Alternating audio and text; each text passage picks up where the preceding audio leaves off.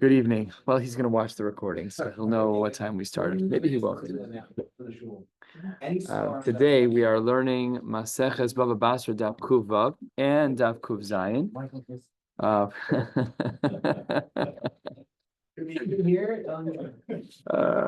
I mean, we have Seth Brandis on here. We don't have Michael Feeder. He'll listen later. So we're starting on the bottom line of Kuv Vav Amud Aleph. And today we're going to learn Kuv Vav Amud Beis, and we're going to get most of the way down on Kuv Zayin Amud Beis to that Mishnah, the last Mishnah in the parak. And then tomorrow we'll see what damage we can do. Probably a blot and a half. We'll see how difficult it is, how much time I have, and then we'll take it from there. So bottom of Kuv Vav Amud Aleph. Rav Papa Zavan Aramehu Gavra. Rav Papa had purchased a piece of property from someone. Top of Kuv Vav Amud Beis. Amar Le, the seller said to Rav Papa, Havya Esrin Grive Mashre. It's 20 units of measure. Whatever the units of measure are, not relevant. Below Havya Ela Chamesra. It was only 15. So before we move any further, we would have thought this is a typical case of Mekach Tos. You told me 20. I got there, it was 15. You told me it was yellow. It's red. It's just not correct. So Asa Lakame de Abaye. Rav Papa felt the need to go to Abaye. And Amar Le, Sabris v'Kabilas. No, this isn't a Mekach Tos. You looked at it, you analyzed it, and you said, no problem, I'm moving forward. Wait 1 second. Not every margin of error is acceptable. Yesterday we learned that if it's less than a 6, then the kinyan works. But if it's more than a 6, then you have to reduce. So says the Gemara, what does Abaye say back to Rav Papa? When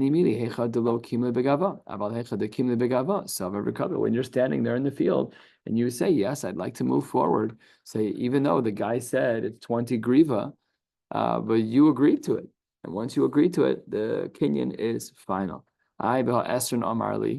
What about the actual language? The seller, the mocher, told me that it's 20 units of measure, and it ended up only being 15. Amar Le, Abaye says back to Rav Papa, the adifa kasr. He's just saying it's as good as or worth 20. Unbelievable. I never lo ala b'daiti to say anything other than a mekach tos. So here the Gemara is saying that the rule of a mekach tos in a sale, even when it is an explicit violation of terms, you said you're selling me something that's 20 units. When I got it, there's only 15. But if you looked at it and you were present before you bought it, Sabras v'kabilas. Which is a great example of I buy a car and it really doesn't run properly. I don't know what's going on inside. Mm-hmm. That is a mekach. That's a mekach tos. Here he's standing over the field. He sees the size. It's only about the size. It's not about the quality of the field. I don't know what's going on under the hood. Therefore, no. It's a mekach tos. Mm-hmm. Right. So I'm just saying, let's say I sell someone, I'm working on my sukkah now. Let's say I sell someone a bucket of screws. I say there's 100 screws in here and I'm wrong. There's only 98. But the guy looked at it. He ballparked in his head. This looks close. So then there's 6, yeah, whatever. There's 80, whatever. There's 80, which is a fifth. So there, in that case, that seemingly would be a kinyan. If you are willing to go through without counting and the margin of error is greater than a 6, you are done for. It's unbelievable. It upends the concept of mekach tos. Tanya, we have a brisa. 7 lines down, Kuv Vav Amud Beis. Rabbi Yossi Omer, Achen Shechilku, brothers who are splitting up the Yerusha of their father, Kevan Shala Goral Le'echad Mehen Konakulam. If they're choosing to disperse the properties of the Yerusha with a Goral, so then the first person gets the Goral, and therefore everybody else knows what they're getting, done. That means that they're done. And all the kinyanim are in place. My taima, because Amar Rebbe Lazar, Ketchilas Eretz Yisrael. If you're going to use a goral, it's no different than the beginning of Yehoshua's disbursements of Eretz Yisrael. Matchila begoral avkan begoral. And in those cases, it was just final. That was just the way that it was. If you did the goral, you're done. Says the Gemara, but wait 1 second. The case of Yehoshua's disbursement of the land of Eretz Yisrael is not Shaveh b'Shaveh. Imala Halan, in regards to the disbursement of Eretz Yisrael, that's Bekalfi, the Urim V'Tumim. That there was a box, and we had an Urim V'Tumim. In the box were the lottery balls, and there was Urim V'Tumim. Like what? But we're not using an Urim V'Tumim. Afkan Bekalfi Urim V'Tumim. You you can't learn from such a unique mechudash case of the Urim B'Tumim back to our case of brothers who are splitting a Yerusha. Not strong enough. So Amar Rav Ashi, Be'ahu hana de kotsaisi lahadade, gamre umaknu lahadade. With the hana, with the benefit of each of the brothers agreeing to the terms and conditions, they're listening. Tzayis means to listen. That they're listening to one another. Gamru makne lahadade. That's how the kinyan actually works. It's not really because the goral is binding per se. It's that their mindset was that the goral would be binding. It's different. It's not the goral, it's their mindset. Their mindset was the machriya. That brings us to the two dots halfway down on Kuf Vav Amud Beis. Itmar, Shnei Achin Shechilku. Let's say that there are two brothers living here in America, and they have a Yerusha to give out to one another. So they're splitting evenly. And then their long-lost brother shows up. Uvalahen ach mi Medinas Hayam. Well, that changes things. So let's say that there were $100 to give out. So brother number one, Reuven takes 50, and Shimon takes 50, and everybody goes on their merry way. A day later, Reuven, Shimon, Levi shows up and says, hello, long-lost brother, I know you thought I wasn't around or I wasn't alive. I'm here. You guys owe me my portion of Abba's Yerusha. So what do? Do we say that you've already lost the window? The kinyan's done. Sorry, you're out. Or no, do we undo the disbursement and then redisperse according to now the more accurate number of brothers? Says the Gemara, this is a machlokas amorim Rav Amar Batla machlokas, that in this case, machlokas means the chaluka. Batla machlokas, that which was given out is batel, namely all the money goes back into the Yerusha pot. The 100 that we gave out, 50-50 goes back in the pot. Now that there's a third brother, it's given out 33 and a third per person. However, Shmuel Amar Mekamtzin. Shmuel says no. We are mekamitz. Kmitza is to shrink things. What that means is that everybody shrinks from their portion. If I got 50, I'm going to give you 17, 16 and a third of mine, 16 and 2/3. And then the other brother will give you 16 and 2/3. The result will be 30. It's the same result, but the nafkamina is whether or not there's a kinyan. And according to Shmuel, he held that there was a kinyan, and Rav said that there was no kinyan. Amar le Rav Nachman. Le Rav. According to the Shita of Rab, the Amar Bat Lamachlokas, that when the third brother shows up, that reveals to us that our disbursements were really inaccurate, and therefore the kinyan is done. Alma Hadardina, it seems from over here that we rescind the halachic status of me having given the Yerusha out, which means that it's no longer halachically binding. Elameata, if that's true, then Hani Beit Tlasa, let's say there are three partners, the Kaime ve'azul Beit Tremi Nahu Plug, and two of the three partners decide that they're going to dissolve their partnership and they cash out their portions. Hachanami debatla machlokas. Would you say that those two people were not allowed to do what they did, and therefore everything goes back to the way it was? Says the Gemara, what a horrible comparison. How can you compare our case, where there are two brothers who didn't know about the third, versus this new case of three partners where two of them broke away? Hasam, there were three people who were already involved in this business out of the gates. But hacha, in our case of the two brothers, and then they found the long lost third, lo nechisi adai to debate tlasa meikara. Lav dafka. There's no way to know that there would have been a third brother. So maybe we should have said that in such a case the kinyan is foolproof. Amar le Rapapala Abaye l'Shmuel, according to the Shita of Shmuel, the Amar Mekamtzin, that we just shrink what each of our portions were. If Reuven got 50 and Shimon got 50, and then Levi showed up, Reuven and Shimon will give up 16 and 2/3, so that the conclusion will be that everybody has 33 and a third.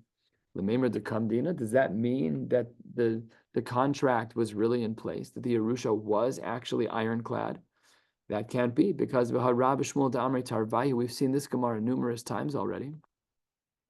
That's all the case that we need here. What do we see from Rab and Shmuel? That if it's kur v'shloshim, and I'm still loading up the basket, until I put the 30th in my basket, I'm allowed to be choser. So what do we see over here from Shmuel? That you're allowed to be choser. So how can it be that we have this implication from Shmuel that it's the kamdina? And the last part of this statement of Shmuel that we don't need for now, though we have learned numerous times, Kor b'shloshim sabasel ani mocher lach rishon kana. But from the first part of Rab and Shmuel's line, what do we see? We see that you are choser. So says the Gemara, Hasam, over there in the case of Rab and Shmuel, where I say to you, Kor b'shloshim ani mocher lach, I'm selling you what I'm selling you, and we allow the person to be choser. Says the Gemara on the top of Kuf Zayin Amud Aleph, Hasam abu rabbonan milsa denicha leila mocher v'nicha leila lokech. This was built in a way that allows for both the mocher and the lokech to be choser as they see fit prior to the final 30th kur being transferred over. And that is why that case is the way that it is. That's why we were matir. But in general, we are not matir, at least within the camp of Shmuel. And the next case, Kuv Zayin Amud Aleph on the second line, a similar case. Let's say Achen Shechilku. There's 2 brothers or 3 brothers, whatever it was. And the dollars were dispersed evenly, perfectly. The chalukah was perfect. But there's a problem. The problem is that when a father gives a Yerusha to a child, people to whom the father owes money can come collect the fields that he gave Yerusha to his children. And that's what happened. Let's say there's 3 brothers. Reuven, Shimon, and Levi, or everybody got $100. Someone who the father owed money to came over to Levi and said, here's my piece of paper. I know you're so-and-so's son. That land is now mine.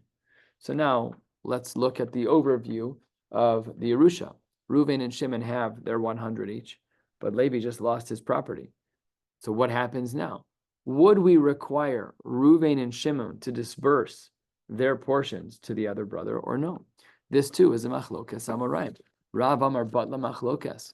Rav says we need to undo the whole Yerusha and start over. Nothing counts anymore. Why are we doing this? Because the third brother had someone collect his field because the father owed money to a third party. So Rav says, okay, it's not fair to Levi. It's not fair to the third brother. Let's start over. Ushmuel Amar Viter, no, he has to be mevater. The Rashbam over here says by the word Viter, about a quarter of the way down, Dibur Maskal Viter. The Rashbam says, Hifsid, ve'enu chozer al echav klal. Done. You just lose out. It's just how the cookie crumbled. So these are the first 2 shitas. We have Patna Machlokes, which is Rav, L'shitaso. Ushmuel Amar Viter, similar as well. And Rabasi Amar, Notel Revia Bekarka or Revia B'mos. He takes a quarter of the karka and a quarter of the mos. Now let's go through each of these 3 shitas. 6 lines down. Rav Amar Batla Machlokes, Kasavar Ha'achen Shechilku Yorshin Hein. That when a Yerusha takes place, it's not a sale. It's a unique status of Yerusha, and it's dynamic. Namely, if at a later point a brother loses their portion, then I don't care how long ago the Yerusha was dispersed, we go back and re-divvy up what was initially given out. Ushmuel Amar Viter kasavar achin shechilku lekuchos havu uchelokeach shelo b'achrayis dami. This is fascinating, lumdus. Let's just talk this outside. If a father gives a Yerusha, gives an inheritance to a child, is the child as though he bought something, a lakicha, a purchase?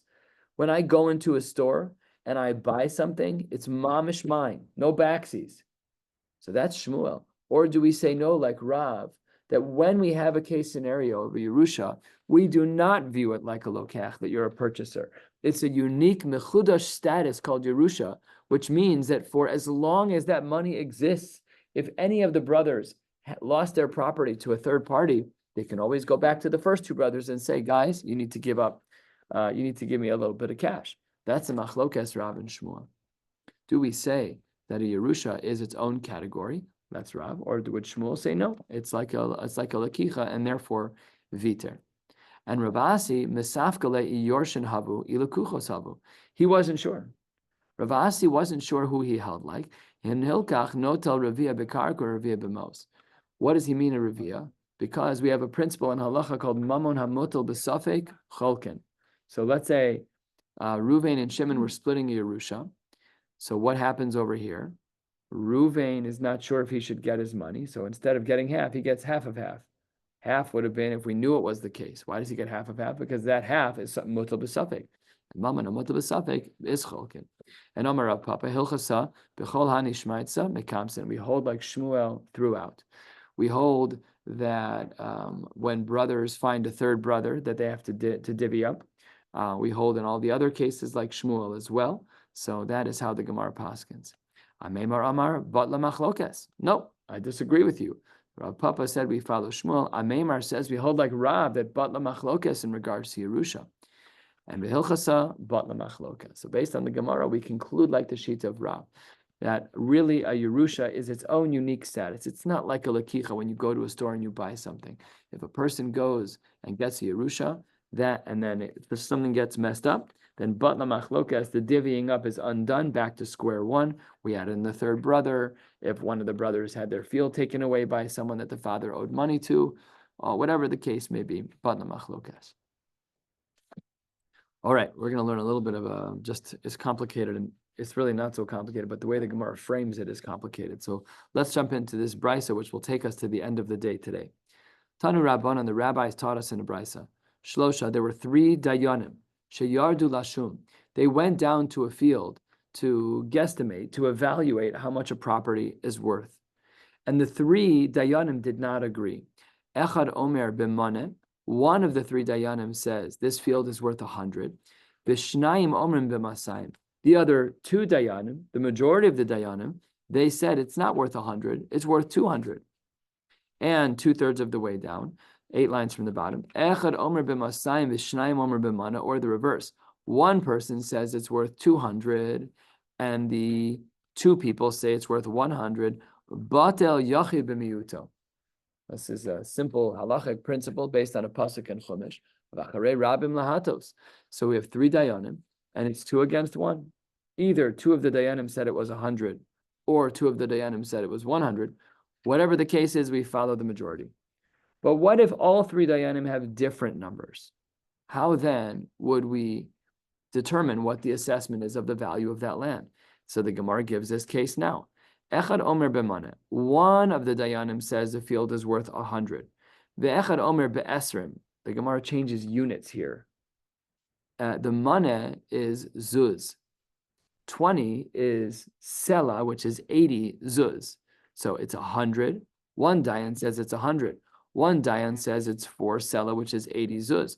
Ve'echad omer b'shloshim. One dayan says that it's 30 sela, which is 120 zuz. So the 3 shitas are that the field is worth 80, 100, and 120. Okay, so the dayanim sit down. They're like, look, this Yasam's field is worth 80. No, it's worth 100. No, it's worth 120. What do we do now? There's no consensus. There's no rov. There's no acharei rabim lahatos. So how do we adjudicate a case like this where the dayanim don't agree with one another? So it says the Gemara, the Tanakama holds nidon b'maneh. We give them 100. Why? It's a halfway point. And we'll see in a little bit what the svara is with a little bit more nuance. No, it's 90, and we'll see why in a moment. And according to Acherim, they make an assessment and they split it into thirds. What that means is, and this equation is explained by the Meforshim, is they take the highest number, which in our case is 120. They take the lowest number, which in our case is 80. And the difference between those is 40, and we divide by 3, which is 13 1/3. That's how the Gemara says we should determine who gets what, or at least how much this field is worth. Now let's go through each shita.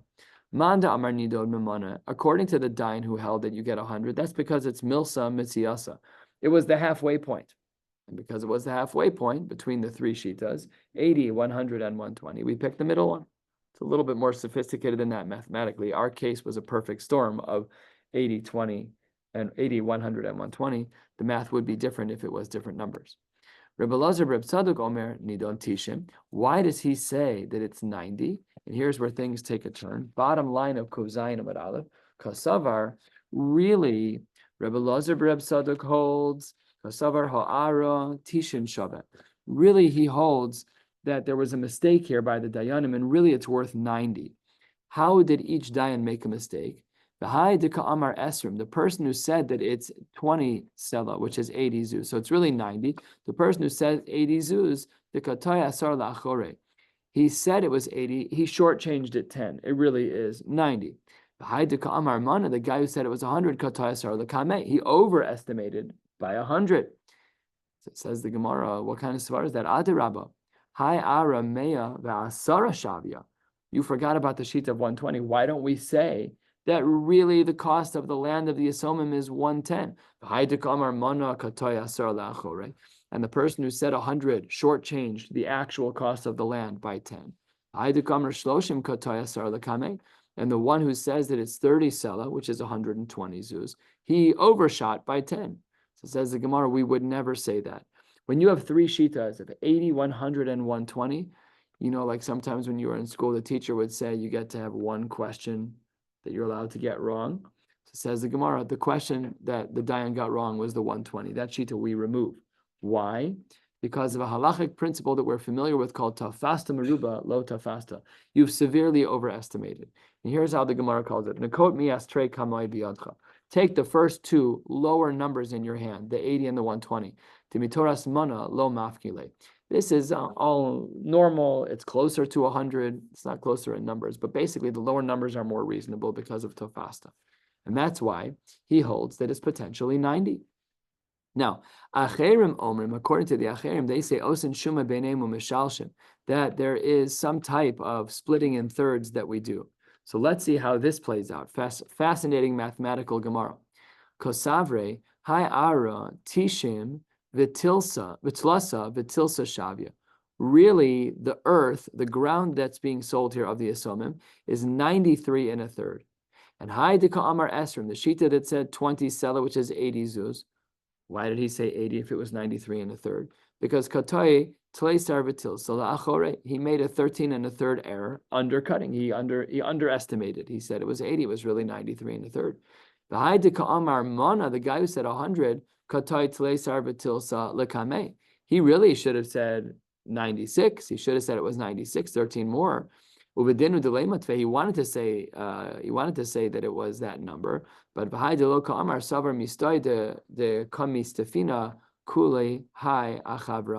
he said, I didn't want to go so much higher than all of my friends, but it should have been 106.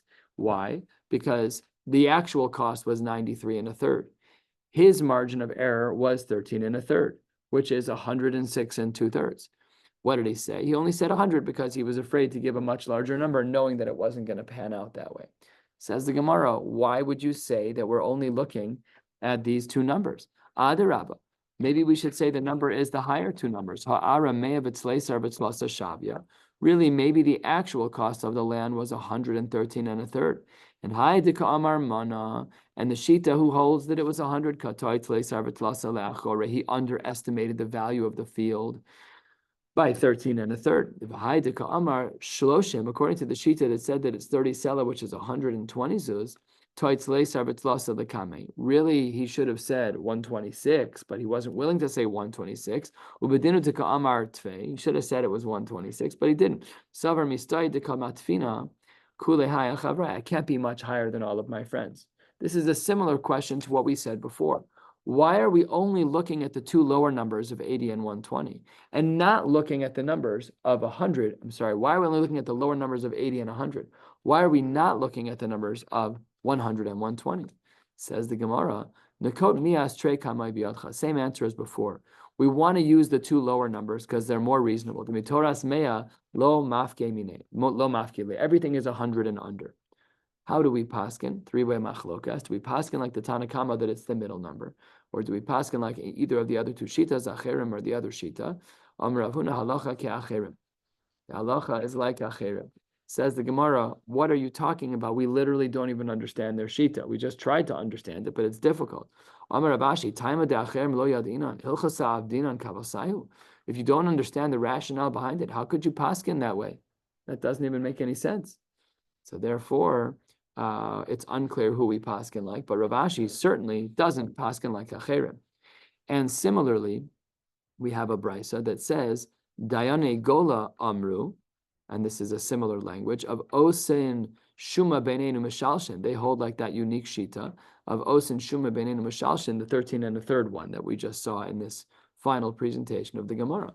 Amar Rav Huna, he says back to the Dayane Gola, Hilchasa Kedayane Gola. How can you say that? Amar Rav Huna Hilchasa Kedayane Gola. It says we paskin like the Dayane Gola. And the Gemara says that doesn't work. Amar Abashi, Taima de Dayane Gola, Lo Yadinan, Hilchasa Abdinan Kamayu. And Rav Ashi says, we don't understand the Shita of the Dayan Gola. How can you, Rav Huna, say that the halacha is like that? So in short, to summarize this last piece of Gemara, we had a case scenario where the Dayanim didn't agree. If we were to have a case today where the Dayanim don't agree and there is no consensus, there is no 2/3, 1/3, we would have to navigate this Gemara with Rishonim, Shulchan Aruch, Shachs, and Tazes in order to figure out exactly what the math equation looks like, especially if it's financial. We'll stop right here at the Mishnah. Mirz Hashem, tomorrow night we'll learn the rest of this Kuv Zayin. We'll learn all of Kuv Ches, and hopefully we can make some headway on Kuv Tes as well. Kuv Tes is the block for Shabbos. If we do not make it all the way to the end of Kuv Tes, we'll only be an Amud behind, which is really not so bad. We'll stop right here. Wishing you all a Gemar Chasima Tov. You can just go to Paris, just saying it's like 8 lines.